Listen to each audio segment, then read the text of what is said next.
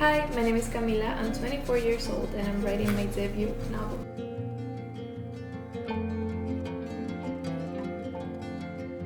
I posted a video of myself working on this plot and I got a few questions as to how I did this, what did the posits mean, how do I organize myself, why do I have 3 journals of this for one book. I'm gonna answer all of that today. This is my first time writing a book and this is my first time writing a plot. This is not the only way to write a book, but it is the one that works for me. Let's get started. I wrote down a few notes so I don't forget about it. The first thing that you want to do is figure out what kind of book you want to write. In my case, I knew that I wanted to write a dual timeline story, meaning that you get to see the past and present perspectives, and I knew that I wanted to be alternating chapters. There are some books do the dual timeline, but maybe they spend more time in the present or more time in the past. I knew that I wanted this sort of back and forth for the structure of my novel. You might not want this. Maybe you want a dual perspective in a book, or you just want a linear, one perspective, one timeline book. Maybe you want even more perspectives. Maybe you want 4, maybe you want how many that might be. It's just figuring out which kind of book you want to do so you can choose your posits. I knew that I want to do a timeline, so I chose a color for the past and for the present. This can also be if you had dual perspectives. This could be one character's color and this could be the other. If you had 4, you just add 2 more colors,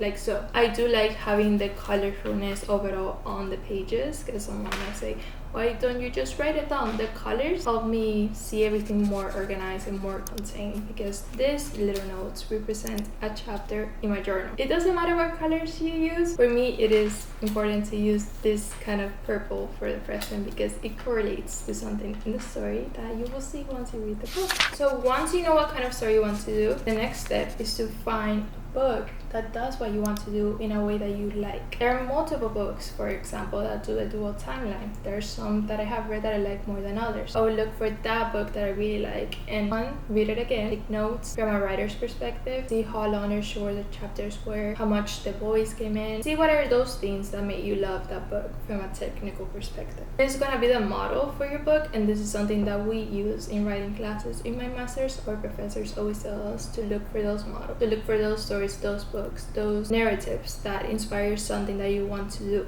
Doesn't mean that you're copying that book, it's more so that your book will be in the same book recommendation list as that book that you're using as your model. My model for my book is Forever Interrupter by Taylor Jenkins Reid. I love this book. This was her debut novel, and to me it's one of her best novels. I love this story so much. She's one of my favorite authors. That's why she has a designated section just for herself on this bookshelf. When I read this book, the story is beautiful, amazing, the writing is perfection. But there was something that really struck to me, and that was the way that the story was told from its structure. The back and forth between dual timelines in this book is amazing, and it's something that I knew I wanted to do with my book, because you might be inspired for multiple books for multiple different reasons. This can be a model for me when it comes to the structure, but then I might find another book that is a model for me for the character development, and there might be another model that could be for the pacing of it all, for the length of the chapters. You can have multiple. I do advise that you try to narrow it down to one at first at least, so we can make that guiding line that is gonna help you write your book as defined as possible. And the more that you write and the more that you develop, you'll see that you can branch out into different things. But I think it's very beneficial to start with one contained model and then go on from there. The third step is to look at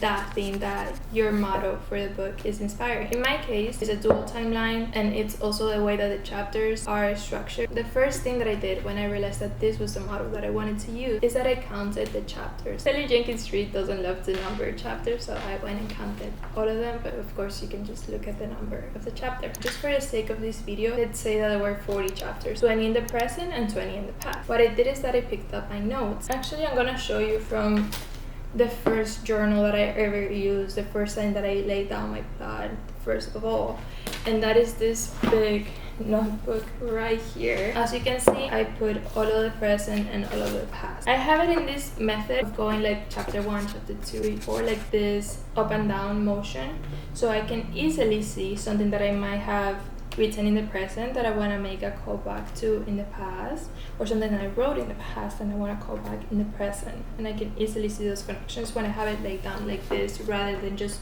one linear stream of past and present. If I had dual perspectives, this would correspond to each character, But let's say that your book is just one perspective, one timeline, and you only have one color. How do you differentiate? How can you demonstrate the movement of your story on the page? You could refer to the 3-act classic model of stories, and you could pick 3 colors of notes for each act. The classic 3-act structure is the setup, the confrontation, and the resolution. There are multiple kinds of acts. There are like 5-act kind of stories, but this is just the most simple one. Again, we want to start from simple, and then we can branch out into what suits our story better. So if you wanted to follow that path, which by the way, that path can also be implemented into this structure, and it must be implemented as well, so you can show the movement of your book, whether that is dual timeline, dual perspective, one perspective, it doesn't matter. This is a really nice act and format to remember when you're structuring your stories. Let me read you my notes so we are correct on this. Act 1 is a setup. This is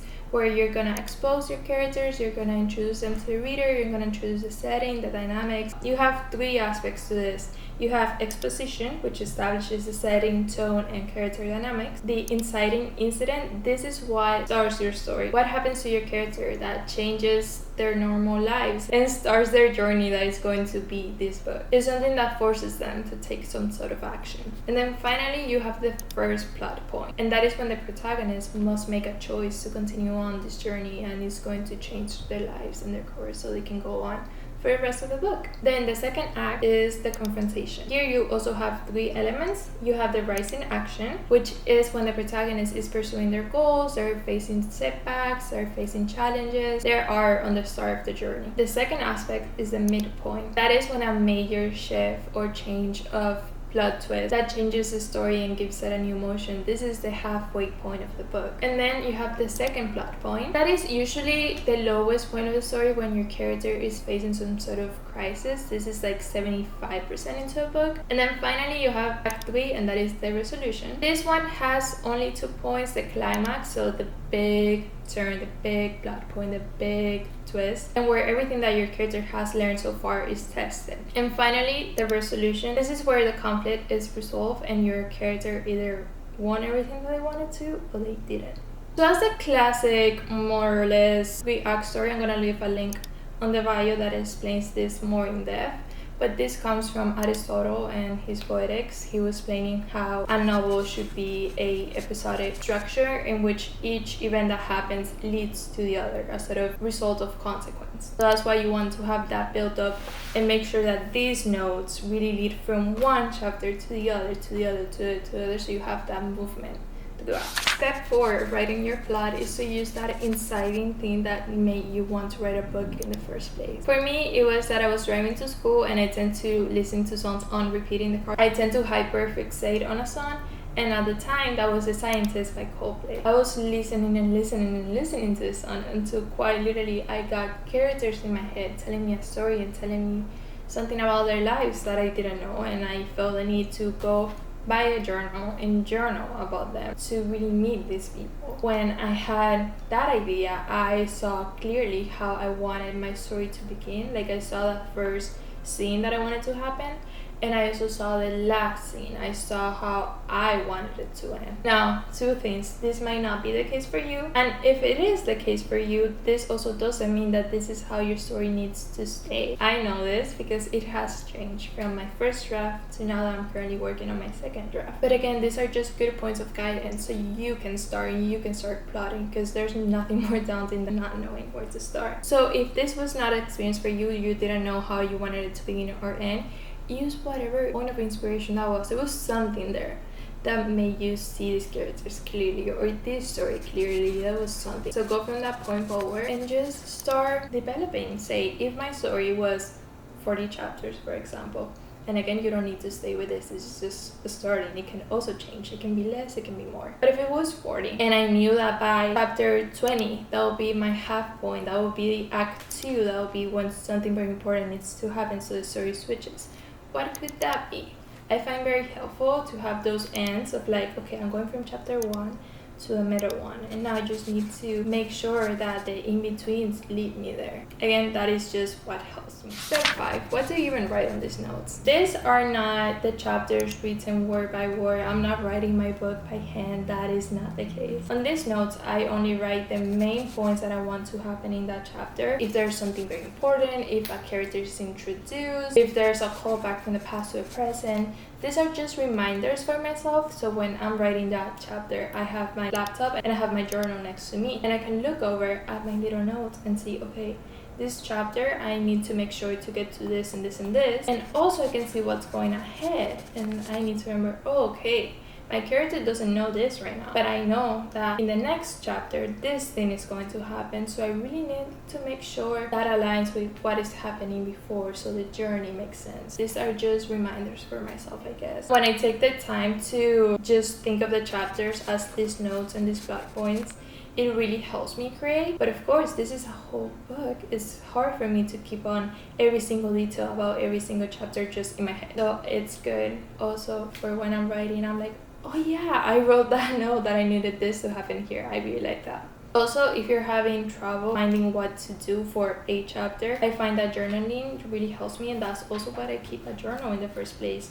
Yes, I have my plot here, but I also have pages of vision boards and my thoughts about them and why they look like this. I have every single note, every single thought, question that could come to my head that is not gonna make it to the Word document, the final version of the book. I use it here. This is my place where I think and where I brainstorm, because since this is not the final version of it all, it allows me to be more creative and more curious. And when it comes to the chapters, something really important to keep in mind is that Aristotle's philosophy on the novel, each chapter should be doing something to move the story forward. There are some chapters that are really cute, and they allow you to have this moment of your characters in which you as a reader fall in love with them, and those are necessary, but you also need to make sure that there's an underlying sense of motion that we're going forward into something else. Step 6 is to allow your story to change. My story has changed drastically from this first journal to the second to the third. Things have moved around and I have changed my mind about things. When I first put this down, I thought, oh yes, that's like the most perfect version of the plot. And then a few days ago when I was doing this, there was a major change that I realized was happening when I was writing my first draft, and I was in the middle of it, so I just decided to keep on writing, and that I would go back and fix things when I was working on my second draft, and that was what I was doing here. It's very funny how different these two are, but yet the same. It's just the pacing and the setup and the in-between chapters to get me from that initial plot point into the last one.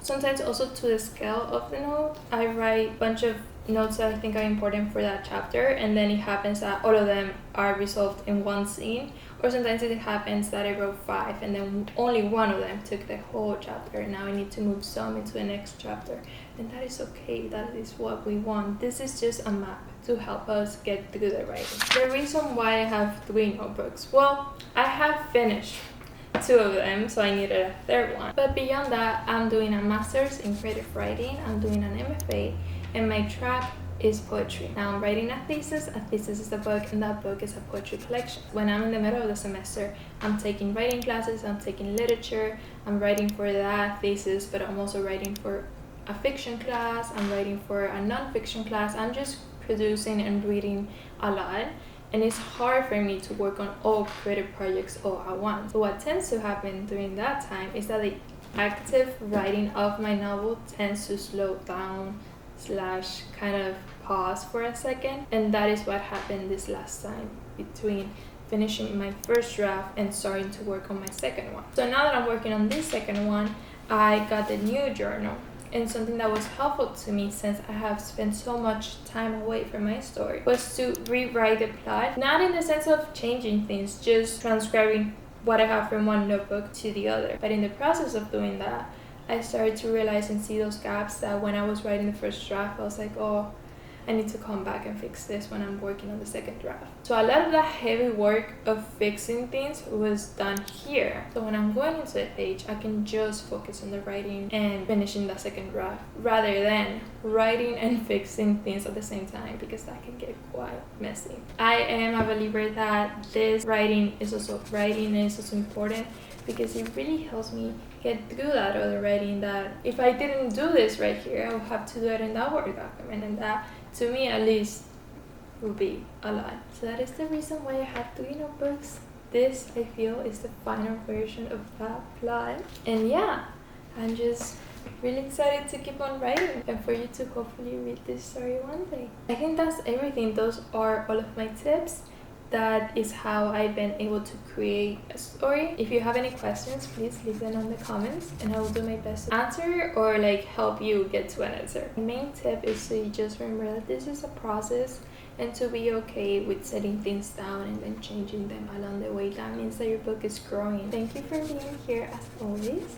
If you like these kinds of videos, let me know and I can do more. There are more tips and more things that I do with these journals that help me come up with scenes, with characters, or just overall develop the book and revise it. I hope this helped and I'll see you in the next one.